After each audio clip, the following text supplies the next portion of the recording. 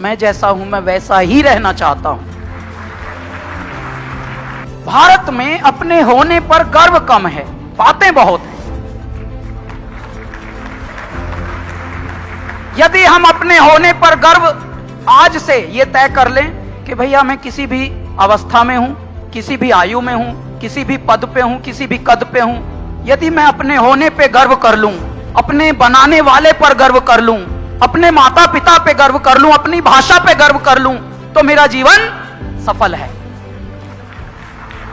और जितने भी लोग आज तक इस पृथ्वी पर सफल हुए हैं, आप उनकी जीवनी पढ़िए। उन्होंने अपनी भाषा पर गर्व किया, उन्होंने अपनी माटी पर गर्व किया, उन्होंने अपने माता पिता पर गर्व किया, तभी वो देखिए कहां से कहां पहुंचे। वो किसी और का कुछ करके उतने महान बने नहीं। आप ध्यान से देख लीजिए, जितने भी महान नाम आप लीजिए भारत के।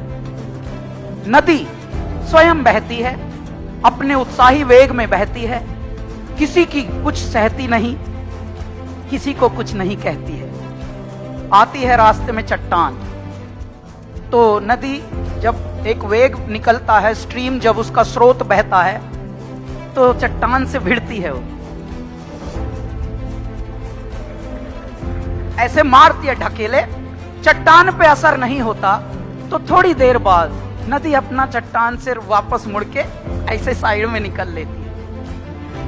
क्यों? क्योंकि उसका नैसर्गिक वेग है, उसे अपने वेग में रहना है। वो नहर बनने में नहीं लगी, वो नदी है।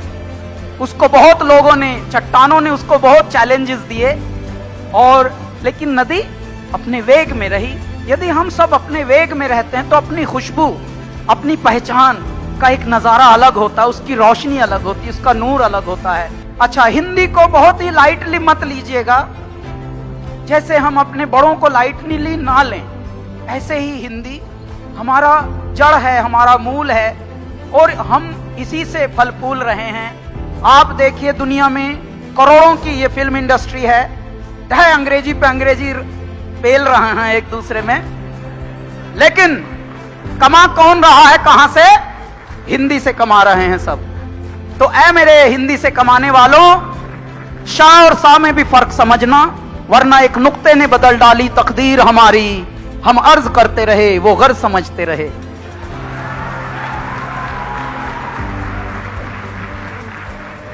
वहां से यात्रा शुरू हुई अल्लाह के बंदे से, और आज एक फिल्म में हमने गाना गाया, बाहुबली। देखिए, अभी 14-15 ही साल हुए हैं जिंदगी को। बाहुबली में संस्कृत के वाच हो रहे हैं, संस्कृत के श्लोक गाए जा रहे हैं, वो भी श्रृंगार रस में, जिसे रोमांटिक कहते हैं अंग्रेजी में, रोमांस, रोमांटिक सॉन्ग्स, उनमें संस्कृत। ये है हिंदी का प्रभाव और हमारी मूल भाषा संस्कृत का प्रभाव।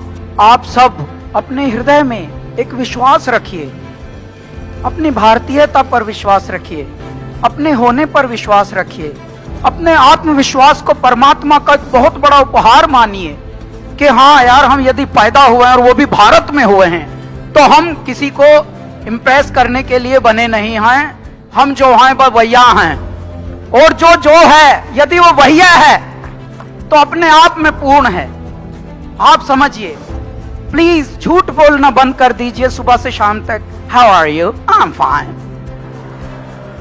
बिल्कुल गलत है। Don't be sensor.